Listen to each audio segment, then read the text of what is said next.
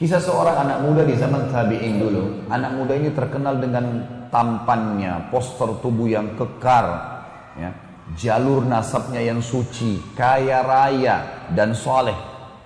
Semua perempuan di wilayah Irak memuji-muji dia, diidolakan sudah.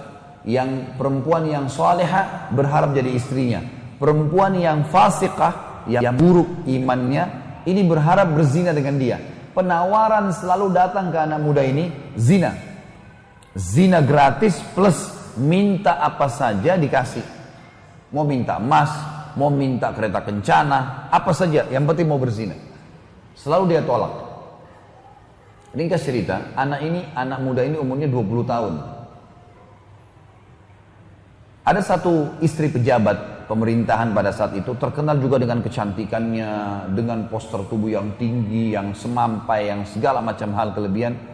Punya kelebihan, jalur nasabnya terkenal, nikah sama seorang pejabat. Dia bilang sama teman-temannya, perempuan fasika ini bilang, saya akan taklukkan anak muda itu, dia pasti berzina dengan saya. Kata teman-temannya, kalau kau bisa hebat, coba buktikan. Dia bilang, baiklah. Dia bilang sama dayang-dayangnya di rumah, ada 4 orang dayang-dayang pembantunya. Dia bilang, kalian tahu nggak si fulan?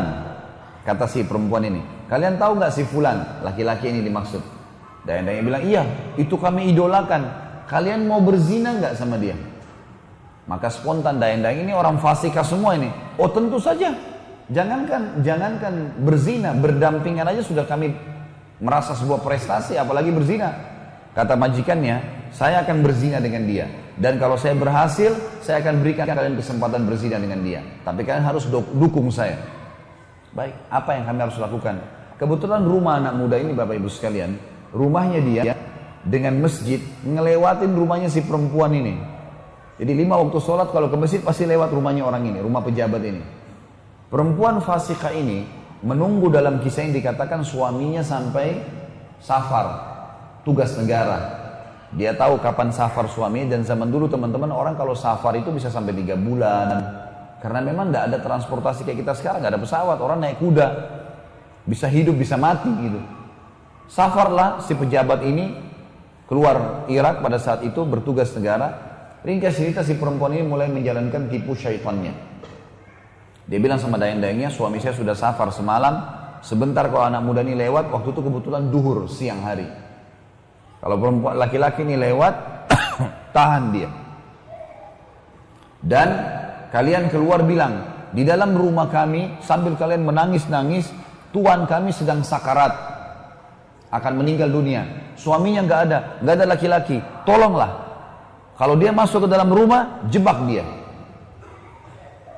Maka dayang-dayang bilang, baiklah. Lewatlah si anak muda tokoh kita ini. Kemudian dayang-dayang ini keluar, tiba-tiba buka pintu, nangis-nangis. Tuan saya di dalam lagi sakarat dan tolong bantulah. Karena lampu laki-laki ini mungkin seperti orang di antara kita juga kalau tahu seperti ini, lillahi ta'ala dia masuk ingin membantu. Karena ini juga orang-orang pada tahu orang lewat di situ. Begitu masuk ditutup pintu, kata dayang-dayang ini sama tuan rumahnya sekalian, kamu sekarang sudah terjebak dalam jebakan kami. Kamu harus berzina dengan kami. Kalau tidak, kami semua berlima akan teriak ke orang-orang kalau kau datang untuk menzinai kami, kau akan memerkosa kami. Jadi dijebak untuk berbuat zina. Ini bukan orang seperti seseorang di antara kita sengaja mampir ke tempat zina atau ngerayu perempuan. Perempuannya yang minta 5-5-nya. Zina gratis di sini. Plus lagi si tuannya bilang apa? Kalau kau zina dengan saya, maka apa saja yang kau minta saya kasih. Mau minta emas, mau minta kereta kencana, kalau kita sekarang mobil mewah, minta apa saja. Yang penting zina dengan saya. Plus kapan saja kau butuh zina, datang ke sini. Digodain dengan minyak wanginya, dengan penampilannya, dengan kata-katanya. Laki-lakinya anak muda selalu tegar. Dia mengatakan, hai fulana, bertakwalah kepada Allah. Allah maha melihat. Allah tahu nih. Kamu jangan bermaksiat kepada Allah dan jangan kau khianati suamimu. Berbahaya, hukuman Allah akan datang. Tidak mau terpengaruh. Perempuan ini sudah masuk di benaknya pikiran syaitan. Yang terakhir teman-teman sekalian, anak muda ini berdoa kepada Allah. Lihat di sini yang saksi bahasan bagaimana seseorang menjaga hubungan sama pencipta Allah ini. Dia mengatakan, ya Allah, sesungguhnya aku selalu menjaga kesucian kemaluanku agar aku tidak berzina, tidak melanggar hukum-Mu ya Allah. Dan Engkau menjadikan zina sebagai dosa besar.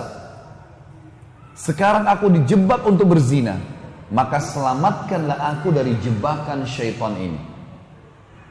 Allah punya cara teman-teman sekalian. Yang terjadi adalah anak muda ini rasa mules tiba-tiba. Dalam kisah yang dikatakan. Jadi perutnya tidak enak, sakit, mau buang air besar. Lalu dia bilang sama perempuan ini, perut saya sakit. Memang apa adanya? Saya mau buang air. Kata si tuan rumahnya, itu kamar mandi WC di sana.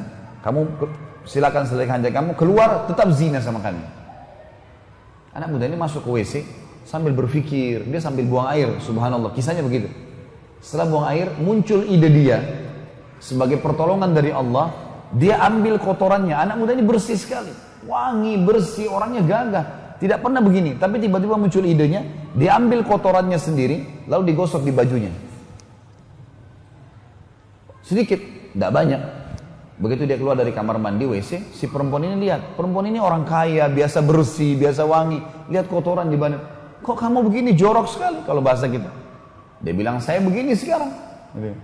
Inilah saya. Maka tuan rumahnya bilang sama dayang-dayangnya, keluarkan laki-laki ini dari rumah saya, karena saya tidak pernah temukan laki-laki sejorok dia. Gak mungkin saya mau berzina sama orang begini. Maka laki-laki tersebut keluar teman-teman sekalian. Begitu depan pintu orang ini sujud syukur kepada Allah karena tidak jadi berzina. Bayangkan bagaimana seseorang kalau tahu Tuhannya bisa, kalau tadi Nabi SAW dalam kondisi sakit, musibah sedang datang, bisa sabar. Dan pada saat itu puncaknya Allah akan datangkan pertolongan. Orang anak muda ini diajak berzina gratis, bisa dapat dengan menikmati mereka, dapat lagi hadiah-hadiah, bisa dia tinggalkan karena tahu bagaimana menjalin hubungan dengan Sang Pencipta Allah. Ar-Rahman